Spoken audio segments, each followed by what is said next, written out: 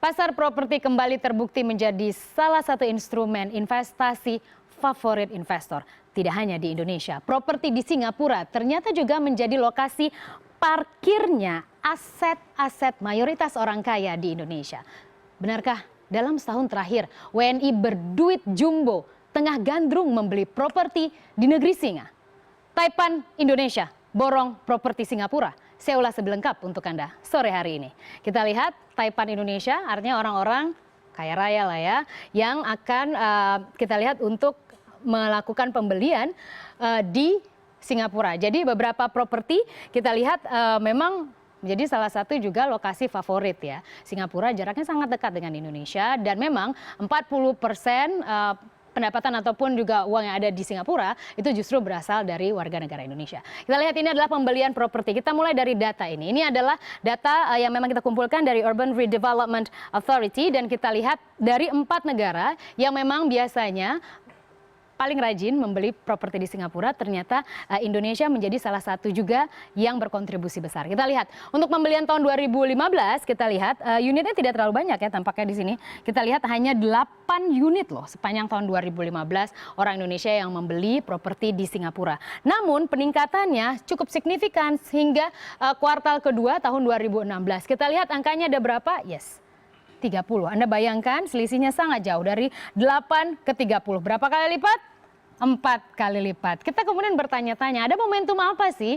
Mengapa warga negara Indonesia yang punya duit banyak kok kira-kira dalam 6 bulan pertama separuh tahun ini kok rajin banget ya beli properti di Singapura. Tapi sebelum saya ke sana, kita lihat dulu bagaimana dengan Tiongkok. Tiongkok justru mengalami penurunan. Kita lihat hampir 35 ya atau sekitar 34 properti pada tahun 2015, sepanjang tahun 2015. Namun kita lihat mengalami penurunan pada semester pertama tahun 2016. Justru mengalami penurunan adalah 20. Jadi hampir separuh terpangkasnya. Jadi Tiongkok tampaknya tidak memilih Singapura menjadi tempat untuk meletakkan aset mereka. Lalu kita lihat bagaimana dengan India. India memang so-so ya. Kita lihat pada tahun 2015 misalnya sepanjang tahun 2015 ada sekitar 5 unit dan penurunannya hanya terjadi sedikit. Tapi paling tidak semua mengalami penurunan termasuk juga Malaysia. Malaysia yang juga sangat dekat begini dengan Singapura, kita lihat juga mengalami penurunan dari yang sebelumnya sekitar 8 unit mengalami penurunan cukup signifikan. Yang ingin saya jelaskan, ini adalah 11 unit ya pada 2015 tapi mengalami penurunan yang sangat signifikan pada paruh pertama 2016.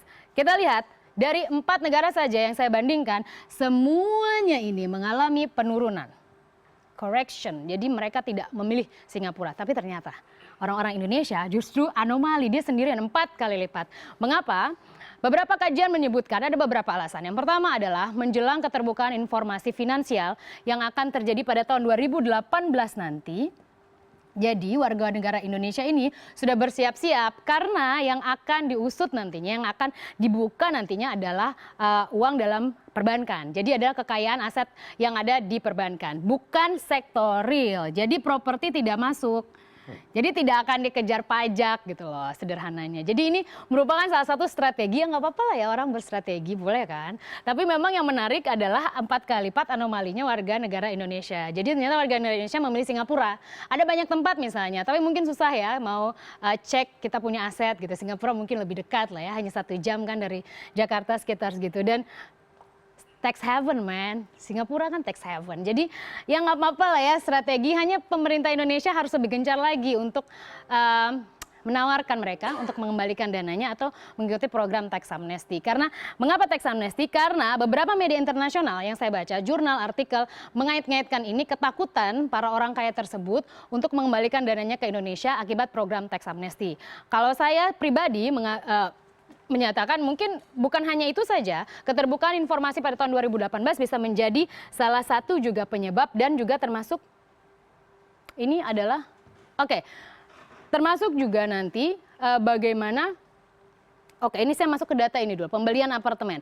Jadi properti tersebut lebih spesifik lagi adalah apartemen.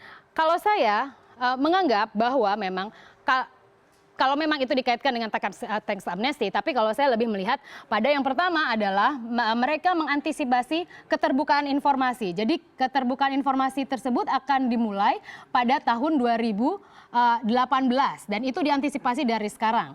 Kemudian selanjutnya mengapa? Karena harga properti di Singapura itu sedang berada di titik terendah. Anda bayangkan, nanti kita akan lebih spesifik, tapi saya jelaskan terlebih dahulu. Ada sepanjang 11 kuartal beruntun harga properti di Singapura mengalami penurunan dan itu merupakan titik terendah sejak tahun 1975.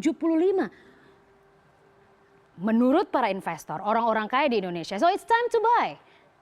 Kenapa kita harus nggak beli? Ini sedang bagus loh harga properti, karena harga properti sih akan naik kan terus menerus. Seperti apartemen misalnya, kita lihat ini adalah pembelian apartemen sepanjang tahun 4 kuartal 2015 dan 2 kuartal 2016. Kita lihat mengalami penurunan memang pada tahun 2015, namun menjelang akhir ketika menyentuh bottomnya pada 2015, kemudian dia mengalami kenaikan penjualan. Kenapa? Karena murah. Kalau kita punya uang juga kemudian harga sedang murah-murahnya ya kita beli mungkin. Sederhananya sangat sederhana seperti itu. Kalau menurut saya, sehingga kita lihat angkanya juga sangat signifikan, laku 55 unit apartemen pada kuartal kedua 2016. Kita ke slide selanjutnya. Untuk melihat kita punya properti favorit WNI, di mana sih favoritnya? Kalau Anda jalan-jalan ke Singapura nanti, mungkin dalam waktu dekat Anda akan ke Singapura, Anda bisa lihat mana sih tempat-tempat yang favorit, saya ajak Anda. Ini adalah Wee Twin Peak, kemudian ada The Scotts Tower, kemudian ada The Skyline. Kita lihat terlebih dahulu, Wee Twin Peaks itu tersebut merupakan salah satu juga favorit dengan harga 4 juta dolar Singapura, dan itu sekitar 40-an miliar mungkin, atau dikalikan dengan sekarang sekitar 4.000-5.000 rupiah ya per dolar. Paling tidak ini merupakan salah satu yang termurah dibandingkan yang lain-lain, karena nanti akan ada lagi yang mahal. 4 juta dolar Singapura. Selanjutnya adalah The Scotts Tower. The Scotts Tower itu berkisar 2 juta Singapura hingga 4,4 juta dolar Singapura. Dan dari 78 persen atau 28 unit penjualan, kita lihat oke, agak saatnya 78%. Dari 100%, 78% tersebut yang sudah laku saat ini, 60%-nya itu dibeli oleh warga negara Indonesia. Saya bangga loh, warga negara Indonesia banyak duit ya. Beli properti di Singapura, bukan hanya di Indonesia. 60% lakunya dari Singapura tuh uang WNI. Setelahnya ada Skyline dengan harga yang lebih fantastis. 18 juta dolar Singapura hingga 55 juta dolar Singapura. Anda tahu 2 unitnya WNI yang beli. Meskipun tidak dibuka siapa yang membeli. Jadi kita lihat harganya ada di 584 miliar. Mahal sekali. Baik, selanjutnya kita lihat ini adalah indeks harga properti Singapura. Ini yang tadi sudah saya sentuh sedikit. Mengapa warga negara Indonesia, lihat koinnya terus turun 140 ya dolar Amerika. Kita lihat ini harganya, trennya sudah melakukan turun. Ini yang saya sebutkan tadi, 11 kuartal beruntun berturut-turut tidak pernah naik sekalipun. Di Singapura lagi kan. Lokasi-lokasinya juga ketika saya baca beberapa jurnal, ada 2 favorit ataupun tempat-tempat favorit di mana properti itu laku oleh WNI. Yang pertama biasanya dekat Orchard Road, yaitu dekat dengan shopping center ya. Kemudian selain itu adalah dengan rumah sakit. Sudah terpetakan mengapa mereka pilih properti di situ. Kalau nggak buat shopping, kalau ketika ingin check up atau ingin mendapatkan pelayanan jasa medis yang lebih canggih gitu dan dekat lagi ya dari Indonesia, mereka kan sudah punya properti, jadi nggak usah nginep di hotel, udah punya properti sendiri gitu. Jadi itu adalah beberapa alasan mengapa akhirnya properti Singapura diborong oleh Taipan Indonesia. Oke, ini saya sedikit menyinggung mengenai tax amnesty. Oke, pemerintah Indonesia sempat menyebutkan dan kemudian dibenarkan juga oleh Sanford C. Bernstein & Co.